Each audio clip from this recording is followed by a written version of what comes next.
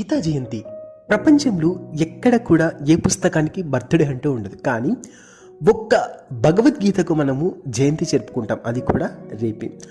గీతా జయంతి ఎందుకంటే మనకు ప్రపంచంలో ఎన్ని గ్రంథాలు ఉన్నా, ఈవెన్ రామాయణం, భాగవతం, మహాభారతం అంశాలు ఉన్నటువంటి అవి మనకు గురువుల నుంచి మనం లిఖితం చేస్తాం. కానీ సుప్రీం చే ఒకే ఒక్క బుక్ ఏదైనా డైరెక్ట్ వర్డ్స్ ఉన్నాయంటే అది భగవద్గీత. అంటే మనకు సుప్రీం అర్జునికి ఉపదేశించినటువంటి 700 శ్లోకాల అమూల్యమైన గ్రంథమే భగవద్గీత.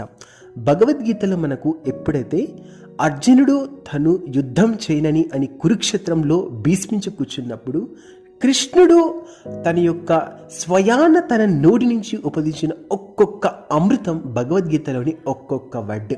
లైఫ్ మారడానికి భగవద్గీతలో ఒక్క లైన్ చాలు. అంత మేకం. ఎప్పుడో 5000 సంవత్సరాల క్రితం అయినటువంటి సిచ్యువేషన్ ఏంటి, అది ఓన్లీ 5000 సంవత్సరాల క్రితమే కాదు, అంత కోటాను కోట్ల సంవత్సరాల ముందు నుంచి కూడా భగవద్గీత గురు పరంపర సిస్టమ్ నుంచి ఎస్టాబ్లిష్ స్టిల్ ఇప్పుడైనా శ్రీల ప్రభుపాద వాళ్ళు రచించిన భగవద్గీత యథాతథం మనకు అదే మన హ్యాండ్ ఓవర్ ఇచ్చే యాజ్ ఇట్ ఈస్ ఫ్రూట్ ఏదైనా ఉందంటే అది మనకు శ్రీమద్ భగవద్గీత. అది కూడా మనకు శ్రీల ప్రభుపాద రచించినటువంటి భగవద్గీత యథాతథం అనే బుక్ మనకు స్టిల్ అవైలబుల్లో ఉండడం గర్వకారణం.